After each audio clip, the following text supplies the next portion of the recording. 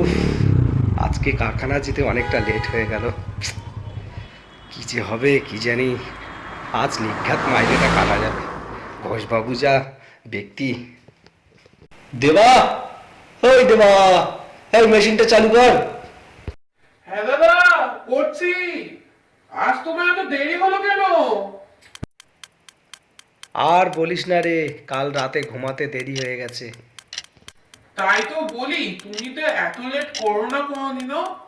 ঠিক আছে, তুমি এইদিকে কাজটা করো, আমি আবার ওইদিকে একটুখানি ঘুরে আসছি। এই কদিন ধরে আমার সাথে কি যে হচ্ছে কিছুই বুঝতে পারছি না। কালকে বাবার পঞ্চমতম মৃত্যুবার্ষিকী ছিল। সেই যে 5 বছর আগে মারা গেল, বাড়ির সমস্ত দায়িত্ব আমার ঘাড়ে পড়ল। রাতে চোখ বন্ধ করলেই ঘুমিয়ে পড়ি, আর যখন চোখ খুলি নিজেকে বাড়ির পেছনে তেঁতুল গাছের তলায় পাই। এই দেবা, বাড়ি গেলাম রে। হ্যাঁ যাও, কিন্তু কালকে আবার যেন দেরি করো না, না হলে ঘোষবাবু তোমার মাইনেটা নিঘাত কাটবে। মা, ও মা, তাড়াতাড়ি খেতে দাও, জোর খিদে পেয়েছে। সকালে টিফিনটাও নিতে ভুলে গেছিলাম। সেই নরেন কাকুর দোকানের রুটি লাড্ডু খেয়ে সারাদিন কাটিয়েছি। হ্যাঁ খোকা, হাত মুখটা ধুয়ে আয়, আমি ততক্ষণে ভাত বাড়ছি। খোকা, একটু ভাত দেবো?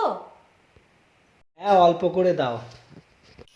আচ্ছা মা, তোমাকে একটা কথা জিজ্ঞেস করব? কর না খোকা। বলছি, বাবা কিভাবে মারা গেছিল? আহ খোকা, সেই প্রশ্ন আবার করেছিস? ওই প্রশ্নের উত্তর আমার কাছে নেই, কতবার তোকে বলবো আমি। ধুর, যখনই জিজ্ঞেস করি তুমি এই একই কথাই বলো। ঘরে যেতে না যেতেই ঘুমে যেন চোখটা বন্ধ হয়ে এলো। কখন যে ঘুমিয়ে পড়লাম বুঝতেই পারলাম না।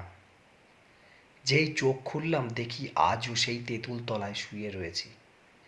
কিন্তু আজ আমার সামনে একটা কালো ছায়া যেন আমাকে দেখে হাসছে। হঠাৎ করে সে আমার গলাটা টিপে ধরলো। ছাড়, ছাড়, ছাড় আমাকে, কে তুই? ছাড়, আমার লাগছে, গলা ছাড়, দয়া করে গলা ছাড়। না, ছাড়বো না আমি তোকে। যেমন করে তোর বাবাকে মেরেছি তেমন করে আমি তোকেও মারবো। আজ তোর শেষ দিন। দাঁড়াও, ছেড়ে দাও আমার ছেলেকে। দোষটা তো আমার ছিল। কেন তুমি আমার ছেলেকে মারছো? বাবা, এ কি বলছো তুমি? আমার তো কিছুই মাথায় ঢুকছে না। হ্যাঁ খোকা, দোষটা আমারই ছিল। আমি না জেনে বুঝে রাতের বেলা তেঁতুল গাছের কাছে ঘুরছিলাম। হঠাৎ একটা সাপকে দেখে খুব ভয়ে লাঠি দিয়ে মেরে ফেলেছিলাম, আর সাথে সাথে জ্বালিয়ে দিয়েছিলাম।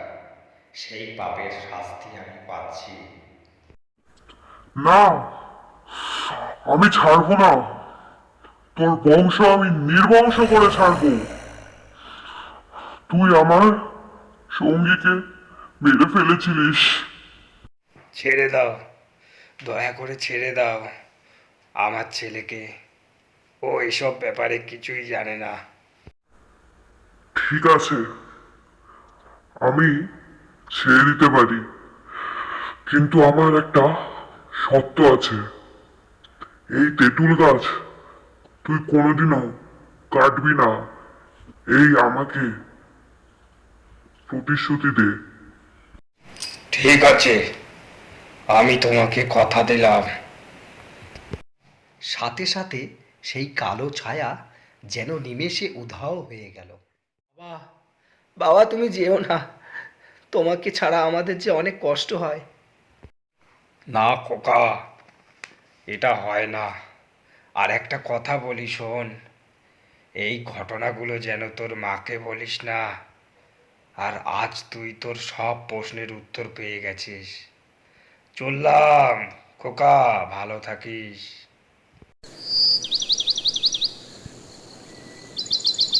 আজ যেন মনটা উদাস।